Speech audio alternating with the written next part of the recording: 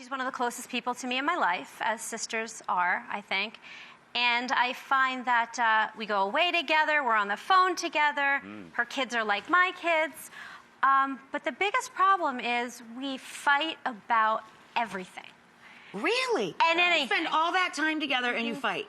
Little things, tiny little things. Like, no exaggeration, driving here today, we must have had about 5 or 6 arguments, and then for a good solid 10 minutes, radio silence. Didn't talk at all. I'm big on body language. You're both crossed outwards. I want you to cross into each other so that you all can feel what we're about to say. You see the different shift of energy right there from going from this to this. Right. Secondly, if you're spending so much time together and you're finding yourself in all these arguments, the first thing you have to say is, how can we find time for ourselves? Because I'm sure since you were kids, people have been telling you that you all have to be together, hang together, kids have to be together, all these things, and that's great. Family is so important, but at the same rate, so is individuality. I say everything you do in life starts with I. The second thing I would probably say, and this is not knowing what the arguments are about, I know you said they're small issues, is do you all interrupt each other a lot?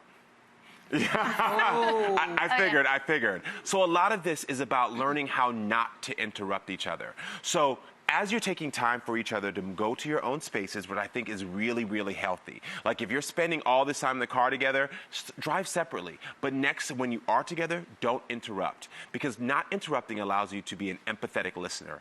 Empathetic listening means that I'm going to hear what you say without coming up with some response before you even finish. Next time you see yourselves both feeling like an argument can come, stop, don't interrupt, and just listen without judgment.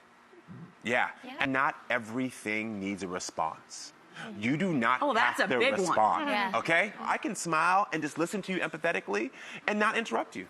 Yeah. You let your child do that. Yeah, go for that. I do have a personal question about one of my dear friends.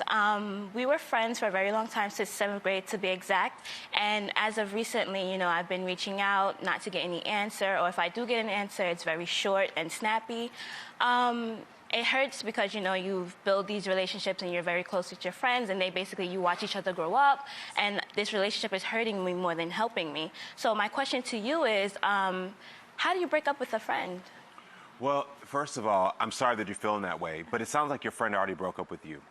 So just because someone acts like a clown does not mean you have to go to the circus. So you need to say, check the people around you. I say for everyone, you got to check your tribe. If the people around you are not making you 1% better every day, then they got to go. And this person is causing you distress and causing you pain. So at this point, you have to say, why am I forcing myself back into a relationship with someone who's not serving who I am? I understand there's history there, but it's okay for the history to turn into a memory.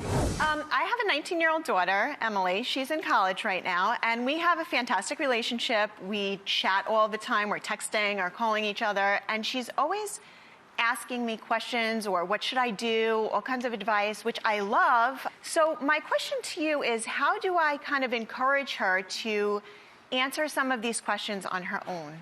Yeah, it makes sense. I'm a parent. That's exactly how you feel. You want your child to still call you, but you also want them to know, like, it's okay for you to fly and be who you want to be. But the problem is that right now, the fear of losing the relationship with your daughter is hindering you from doing what's best for your daughter. And so anytime we make fear-based decisions and not love-based decisions, we end up hurting ourselves more and hurting the situation even more.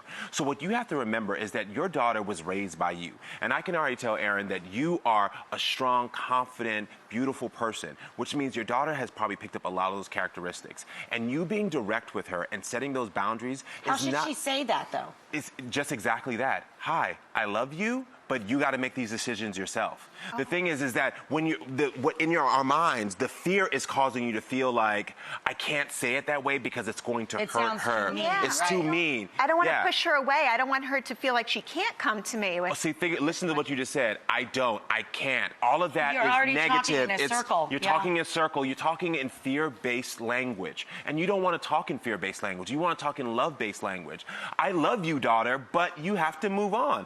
I love you, and you have the strength to do this. She loves you, and she's going to always want to call mom. It doesn't matter how many times things have happened. My mom's 84 and I'm 50, and I can't wait to tell her everything. Tell her everything. The relationship will never change. Yeah. It'll be okay.